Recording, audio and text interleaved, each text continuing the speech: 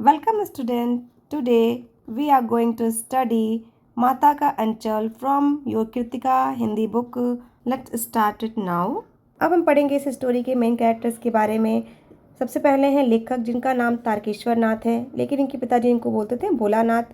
उसके बाद बापूजी जो कि पिताजी हैं, माता मैया कह के बुलाते थे, और इनके एक गुरुजी हैं और सिपाही. शुरुआत में कहानी भले ही पिता और पुत्र के प्रेम के इधर उधर घूमती है, लेकिन माँ का प्रेम सबसे अनोखा होता है. इस कहानी के जरिए हम जानेंगे. माता का अंचल. अंचल का मतलब होता है पल्लू.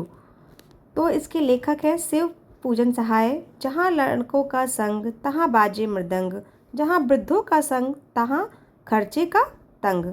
तो इसमें लेखक बताते हैं कि जहाँ लड़कों का साथ होता है वहाँ ऐसा प्रतीत होता है जैसे कि कोई मृदंग नामक एक यंत्र बज रहा हो, और जहाँ कहीं बुजुर्ग मतलब बुढ़ों का संग होता है वहाँ खर्चों का अभाव होता है. अभाव का मतलब होता है कमी.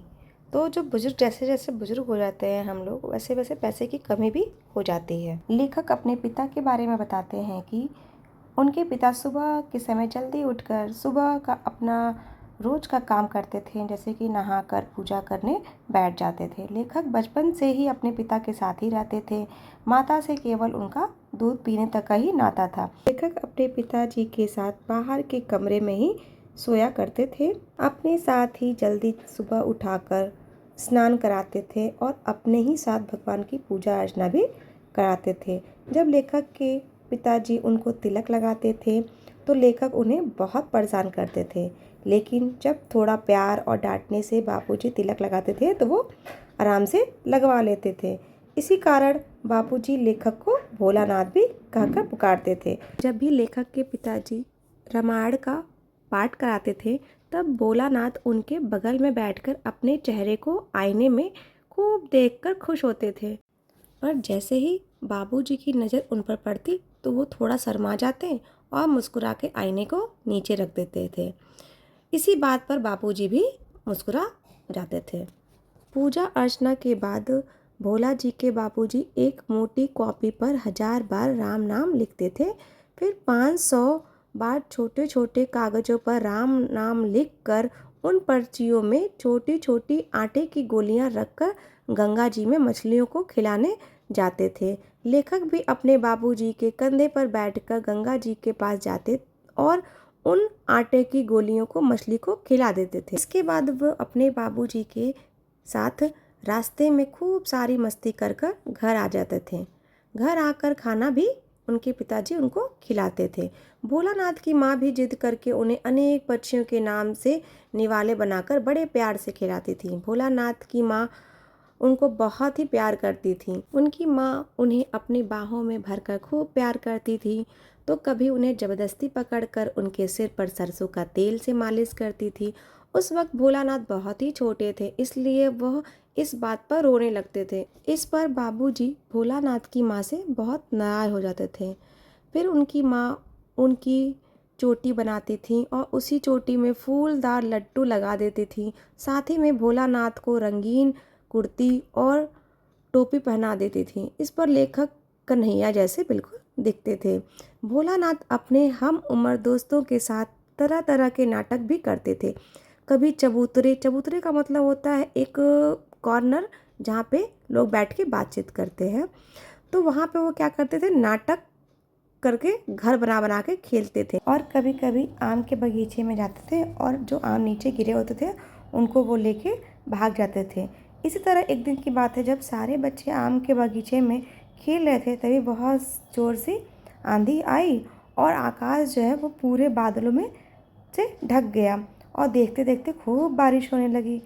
तभी काफ़ी देर के बाद जब बारिश बंद हुई तभी बाग में आसपास में बिच्छू निकल आए, जिन्हें देखकर सारे बच्चे डर के मारे भागने लगे.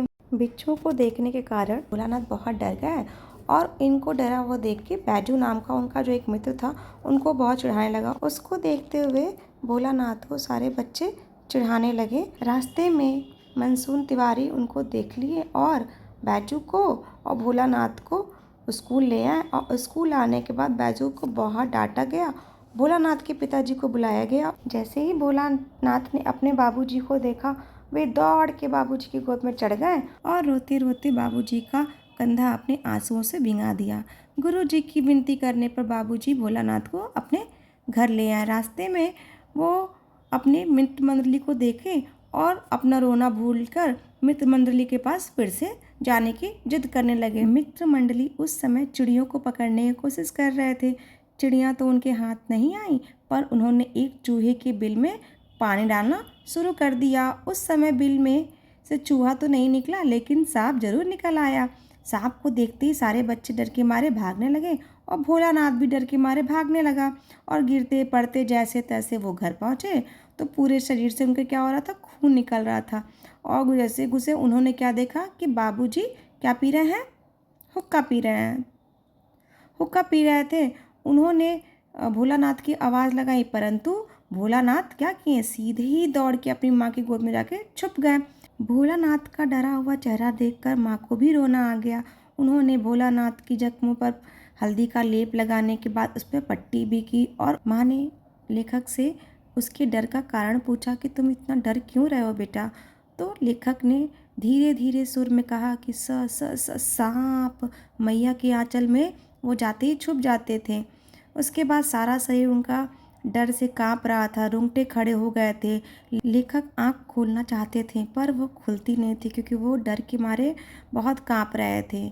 इसी समय बाबूजी दौड़े आए। बाबूजी ने आकर झट से लेखक को मैया की गोद से अपने गोद में लेना चाहते थे, पर लेखक मैया के आंचल का प्रेम और शांति का अनुभव की छाया नहीं छोड़ी। डर और घबराते हुए भोलानाथ को उस समय अपने पिताजी के मजबूत बाहों के सहारे नहीं पड़ी, लेकिन माँ के आंचल की ज़्यादा जरूरत पड़ी। इसीलिए इस चैप्टर का नाम था माता का आंचल। आप कमेंट करके बताना कि इस चैप्टर का नाम माता के आंचल क्यों रखा गया, और ये इसका अलग से कोई शीर्षक भी हो सकता है क्या, तो इसका भी आप नाम ज़रूर कमेंट करना।